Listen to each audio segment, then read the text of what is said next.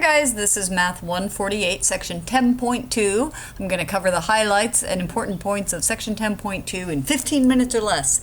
So in Section 10.1, we were looking at the first derivative test, which was a way to determine the maximum and minimum points of a function. In Section 10.2, we're using a second derivative test to find the points of inflection, which is the places where the concavity of a function changes from positive to negative or negative to positive. And I will go over more about concavity in a minute. So here are some highlights. When the second derivative of a function is greater than 0, we say that the function is concave up. When the second derivative is less than 0, it's concave down. That means it's like a cup going down, or a valley or a hill or something. Points of inflection, that is the place where it changes from being concave up to concave down. And the point of diminishing return is the point of inflection in an application. And I love that expression, point of diminishing returns. It's very dramatic. So here is an example. This is question number 15 on page 660. And the question says we have a function. This is page 660. We have y equals 1/3 x cubed minus 2x squared plus 3x plus 2. And we're supposed to find the relative maximum, the relative minimum, the point of inflection, and then sketch it. And this is a sort of problem you should be able to do for a test, although I'm not as concerned about you sketching it because you should have a sense for what the graph looks like, but I don't expect perfect sketches from you. So I'll just quickly review how to find the relative maximum and relative minimum. The first thing you do is you find the first derivative of the function. In this case, that's x squared minus 4x plus 3. That's the first derivative of this function. And we can factor that to x minus 3 and x minus 1. I'm looking at finding the relative maximum and relative minimum using the first derivative test. Again, this is review. This gives us these critical points. Remember we did this before, of x equals 3 and x equals 1. And then you can do the sign test here. Remember to see if they are maximum and minimums. And what you are going to find is that you have a relative maximum at x equals 1 and a relative minimum at x equals 3. So again, you would plug in a point on either side here. And so you'd say, oh, the sign is going up here. Oh, the sign is going down. Oh, the sign is going up. So it's like this. That's the noise it makes. Okay. And again, you'd be plugging numbers on either side into the first derivative. So notice this is just one side of the equation in order to find the point, so the relative maximum at x equals 1, but the point is x equals 1, and then you plug that into the function. What is y when x equals 1? You plug it in like this, 1/3 x cubed minus 2 times 1 squared plus 3 times 1 plus 2. So in order to find the point, you take 1, plug it into the original equation. And that all equals 2. No. 10/3. How's that? For fancy. And then when you plug in x equals 3 into the equation, you get y equals 2. So the relative maximum are these points here. 1 and 10/3. And then 3 and 2. I did that very quickly. 1, 10/3, it's the maximum. And the minimum, relative minimum, is 3/2. So if you're doing this at home and you have your computer open, which you probably do since it's an online class, then you can go to a graphing program like this. Notice I put the function in here. And you can see, well, the maximum's here. Right there, relative maximum, 1 and 10/3, or 3 and 1/3. And then there's a relative minimum down there, 3, 2. So the point of inflection, you'll notice the graph is going down, down, down, down. It's all caved down like this. It's curved down. That means it's concave down. And then here, it's curving up. Like if you're on a roller coaster, oh, I know you seem like you're going up, but it's concave down. It's all curved downward. And then it changes, so it's curved upward. So it changes, I'm guessing about here, probably 2. You can kind of see where it changes. Leo's excited. Point of inflection.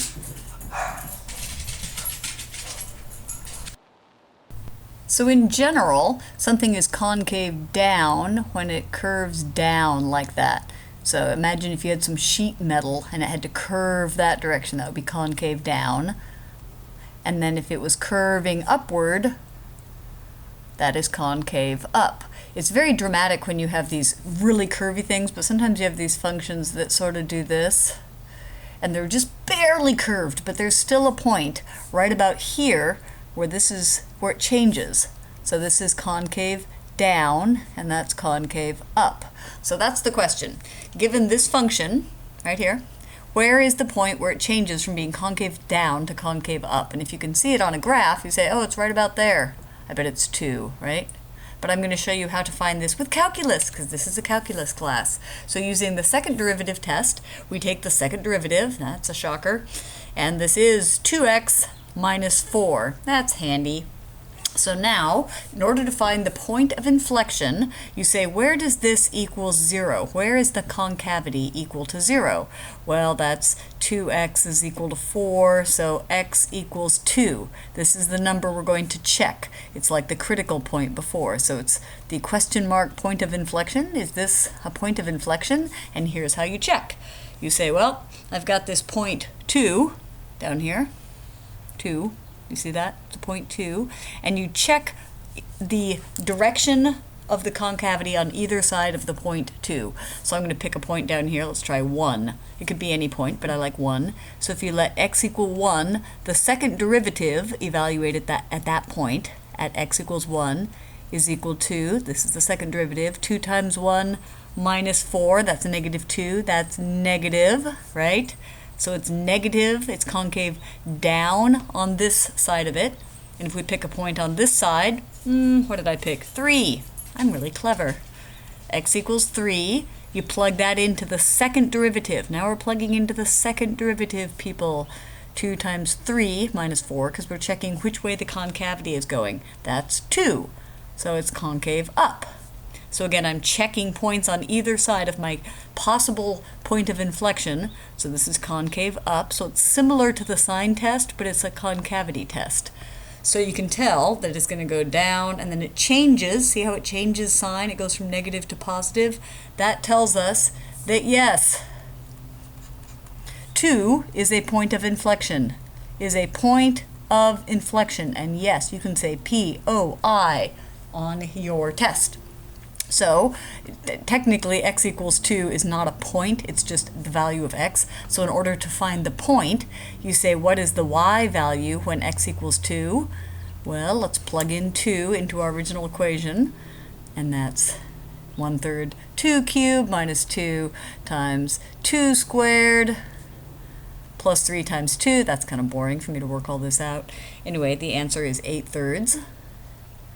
So the point of inflection is not just x equals 2, it's equal to 2 8/3, because that's a point.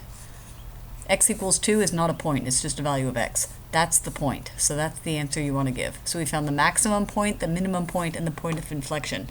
And again, if you have it on a graph, you can say, oh, I can see that. See, right about here? If I can get it right. 1, come on, 2, and then 2.667. So, there you go. And if you had a graph, you could put those points on there and you could see them pretty well. But that's how you do the first sort of problems. You're looking for where it's concave up, concave down, and the points of inflection. And now I wanted to summarize a problem that goes over the point of diminishing return. So this is problem number 35. Turning the page, shuffling my papers. This is an application problem. Question number 35, it's looking at production, and you have the total number of units produced by workers is given by this problem. So again, this is question 35, and I'm on page 662, and you have total number of units, P of T is equal to 27T plus 12T squared minus T cubed, where T is the hours. T is the number of hours in your shift. So, part A, It says find the number of hours where production is maximized. So you basically want to say, what is T? What is the maximum?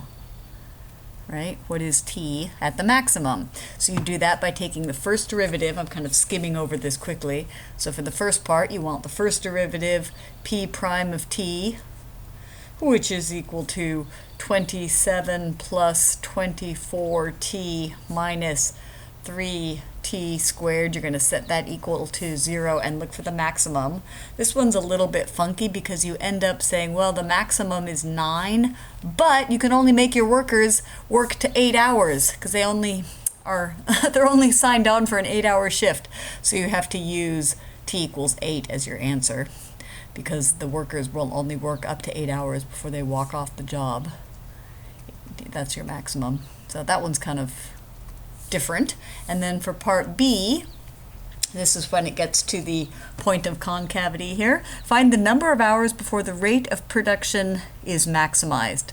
So now we're saying, when is the rate of production maximized? So the rate of production is the first derivative, maximized. So the rate of production is maximized when you have a maximum for the first derivative, because the first derivative is the rate of production, and then the book just tips you off and says, that is, find the point of diminishing returns. I always thought you should stand on the cliffs of insanity and look at the point of diminishing returns. So the point of diminishing returns is essentially the point of inflection. So the thing that's a little tricky about this one, actually this one wasn't so bad. It's 37 that's kind of a pain in the butt. The point of diminishing returns, we have the second derivative is equal to 24 minus 6t. That's not too bad. And you say the point of diminishing returns is when this second derivative equals 0. So that's when t equals 4, right? I just did that kind of quickly. 6t equals 24, t equals 4. So you essentially do the same thing, and you do the sign test on either side. You say, well, here's 4, t equals 4, and you take a point on this side. I'll pick a point 0. And you say the second derivative, if I evaluate that at 0, I get 24, and that's a positive number, so it's concave up here, right? It's concave up, because the second derivative is 0, and if I take a number on the other side, let's go with 5, then you get the second derivative evaluated at 5 is negative 6, so I'm plugging negative 6 into here, second derivative, which is negative, right? Concave down, so you get something that's shaped like that, and that tells us, the reason I did this part in blue is that tells us, yes, the concavity does change signs, so we do have a point of inflection at t equals 4. So point of diminishing returns at t equals 4 hours. So send them all home after 4 hours, people. I don't know that that's the lesson, but the point of diminishing returns is 4 hours. And I graphed this one for you as well. So you can see that point on the graph. Here it is. Do you see that's 27x plus 12x squared minus x cubed, same function. So that's the maximum, right, at 9 that we found. See, the maximum is at 9. And then the point of diminishing returns, you see it's kind of all down from this point, but and it's up here, so there's a point in here, and I guess it's at 4. Let's see if I can get it. 4.1, where it changes direction. So that right there is the point of diminishing returns. And again, when you have the graph, it's a little bit easy to just kind of eyeball. You say it's going up, and then that's the point right there where it changes and starts to head down. So this all together, those two problems, illustrate that you can use the second derivative to find out when the function's concave up, concave down, find the point of inflection by setting the second derivative equal to 0 and using the sign test. So I'll say let f double prime of x equal to 0, use the sign concavity test, concavity test, on either side to see if it changes sign, and then use the point of inflection as the point of diminishing returns.